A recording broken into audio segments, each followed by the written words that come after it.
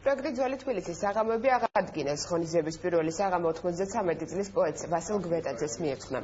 საღამოზე მისი ერთტომეულის პრეზენტაცია გაიმართა, წიგნში პოეტის რჩეული ლექსები შევიდა.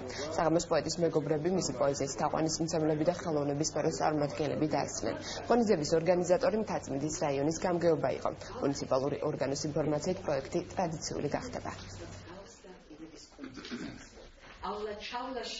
რა ვფიქრობ, ძალიან კარგია ეს ახალგაზრდობისათვის განსაკუთრებით და ძველი გაზრდობისთვისაც, რომლებსაც თავიანთ წარსულს გაახსენებს და გარდა სიკეთისა და სიჯანსაღისა ადამიანის სულს ეს მეც არაფერს შემატებს, მხოლოდ სიკეთეს, სიჯანსაღეს და დიდებულ ამბავს.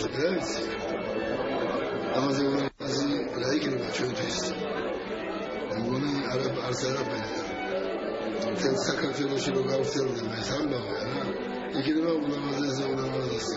იმიტომ რომ ახალგაზრდები სწავლიან ხნელი ხალხის მოგებას.